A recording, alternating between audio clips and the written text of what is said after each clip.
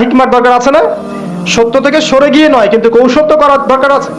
নবী সাল্লাল্লাহু আলাইহি ওয়াসাল্লাম যে হিজরত করেছেন, মক্কা থেকে মদিনা চলে গিয়েছেন, সবাইকে জানান দিয়েছিলেন, এই শোনো আমি হিজরত করছি, জানান দিয়েছেন? রাতের বেলা বের হয়েছেন, কৌশল।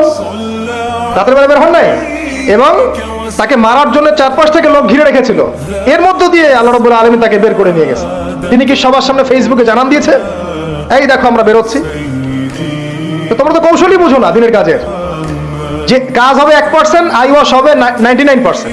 এখনকার এই যুগ, হ্যাঁ, দিনের কাজ হবে 1%, আইওয়াশ শোডাউনই বেশি। এই শোডাউন করতে করতে মানুষের চোখ লাগে, যত চোখ লাগে তত সমস্যা সৃষ্টি হয়, এবং আস্তে আস্তে আস্তে আস্তে দিনের দায়রা মাইনাস হতে থাকে।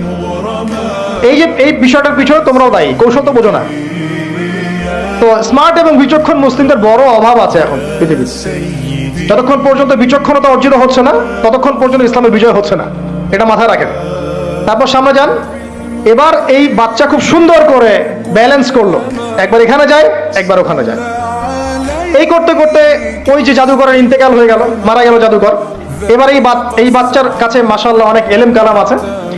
এদিকে সে পাদ্রীর জ্ঞানে দীক্ষিত হচ্ছে। দীক্ষিত হতে হতে তার মধ্যে আল্লাহ পাকের প্রতি একটা পরিপূর্ণ ঈমান চলে আসে, সে মুসলিম হয়ে গেল আলহামদুলিল্লাহ।